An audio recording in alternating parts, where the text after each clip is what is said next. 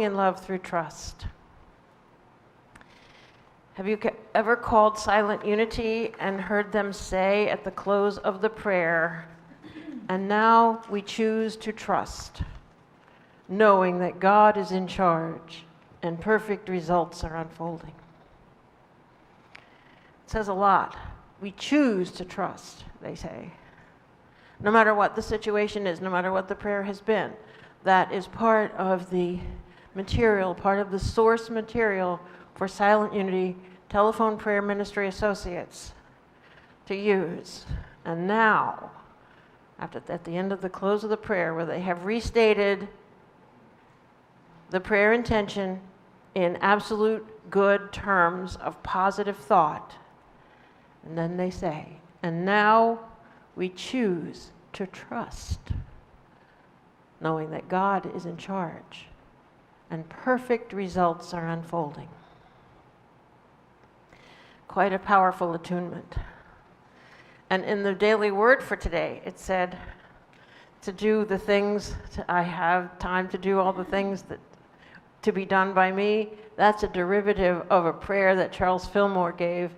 This was found in his writings when he was 97.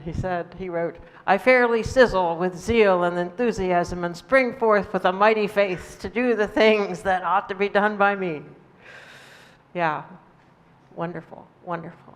How we can set our intention, how we can create our own consciousness arena that liberates us and empowers us to do that which we imagine ourselves doing. But now trusting.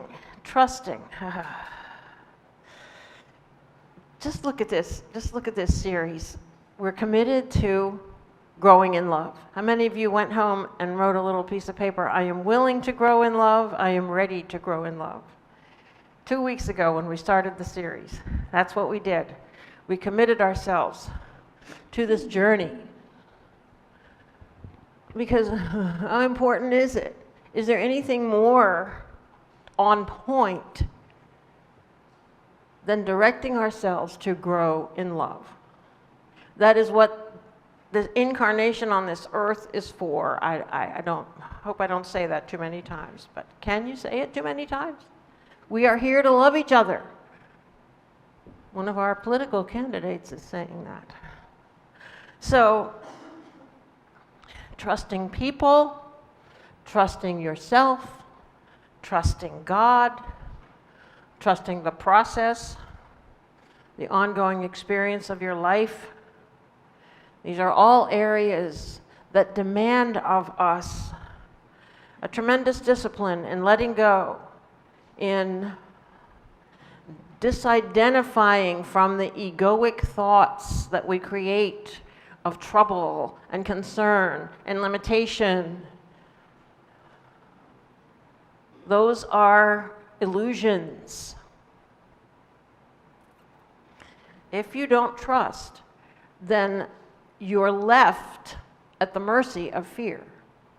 And you cannot love if you are in fear. I mean, we learn from the Course in Miracles, the opposite of love is fear. Yes. But let's fill that in. There's so much more to the idea of trust. And how, if we withhold trust, if we don't choose to trust, if we don't trust that healing is taking place, if we don't trust that peace is coming forth in the hearts of people everywhere, and it is, if we don't trust that the entire human race is awakening to a new level of consciousness, then we're going to be in a state of fear and anxiety and isolation and almost paralysis.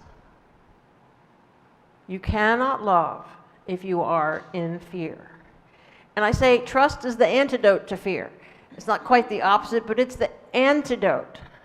And it's not like anybody can convince you to trust. It's not time to say, okay, you have to earn my trust. It's not the deal to say, okay, I'm going to award my trust to you because you deserve it. Trust is something you live. It's a quality that you cultivate, like courage. Courage is not earned. Trust is something that you live out.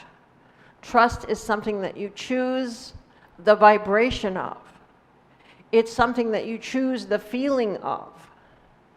It's something that you choose the level of awareness of. Now here's why you can choose trust, okay? And why you can believe that reality is absolute good. That good and evil are illusions of our own making. Okay, so look out into the cosmos. Like we can do now for the first time. We can look out into the vast reaches of the cosmos and see that there is continuous activity, that there's all kinds of mysterious phenomena going on, which we're starting to be able to understand a little bit. But is there good or evil out there? It just is. The cosmos, the creation. And we are basically mold on a cooling star in that cosmos. And our reactions, our chemical reactions, our emotional reactions, our consciousness emergence is neither good nor evil. It's part of the creative process. But we choose to see that it is absolute good because there's order in it. There's beauty, harmony, eternality in it. And we discover that it is the ultimate reality of the universe, absolute good. That's what God is. The most important thing we are facing right now is,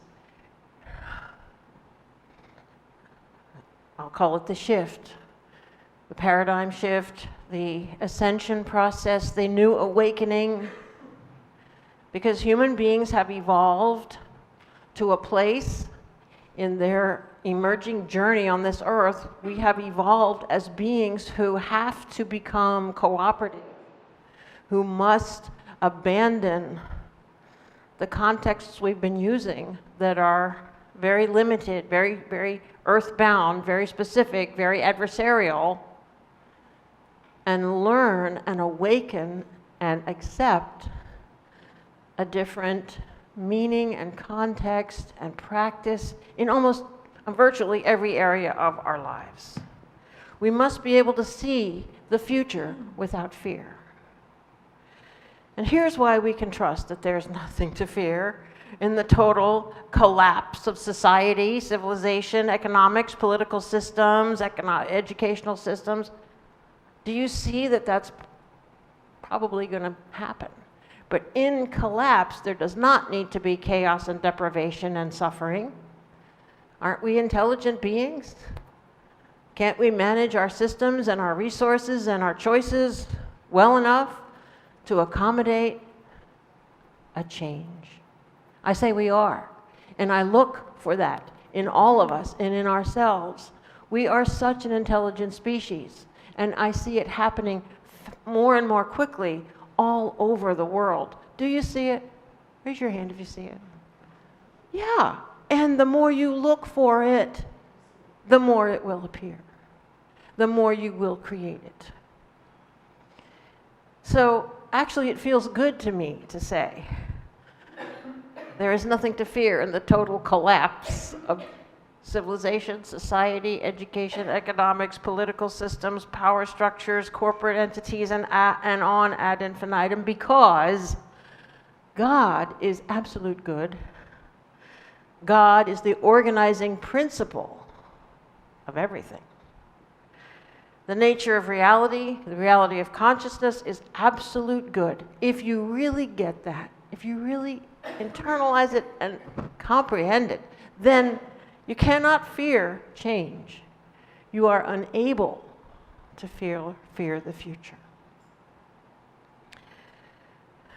When I was a kid, going to Unity Sunday schools, they taught very effectively, and I really, really learned that fear is like a valve that closes off spirit to you, that closes off light, that closes off abundance.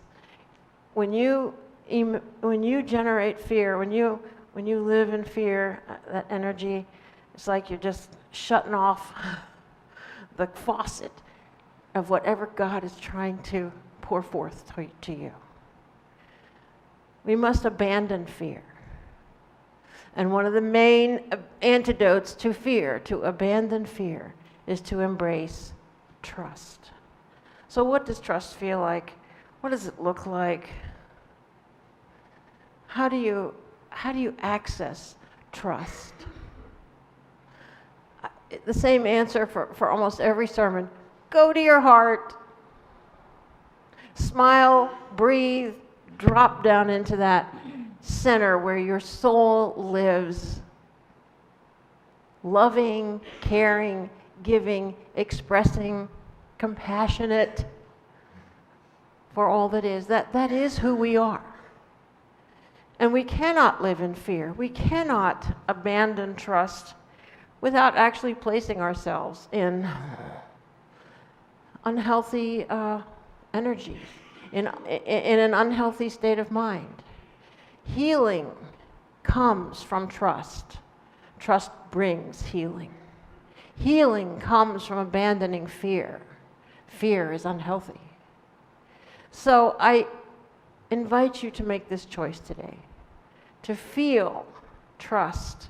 As Charles Fillmore said, just feel after God. Open your mind, open your heart, activate your desire to have the experience of trust, because it is beautiful, it is creative, it is liberating. I was thinking today how trust, when I feel trust coming to me, it enables me to be more creative. It enables me to be more energized and productive. Conversely, if we trust someone who is dysfunctional, it is said that we enable them to continue in their dysfunction. Well, yeah. We have to trust people to bring forth the highest in them. Trust doesn't just mean blindly saying, okay, I don't trust you, do whatever you want. Trust is being responsibly trusting and saying, I trust you to make the choices that will serve you and serve the greater good. That's what I trust. Very powerful, very loving. And just know that as we continue to expand our trust in each other, and know that people will always do what they need to do to meet their needs, that we can learn how creative is trust, how enabling, what a blessing, what an expanding, energizing dynamic is this trust. And most importantly, that we can face the future without fear, that we can live our lives expecting huge steps forward, expecting enormous creative breakthroughs and liberation from past limiting conditions, and expecting that humanity will become universally humane and sustainable in its civilization. And as Charles Fillmore said, the earth will yet be made paradise by the power of love.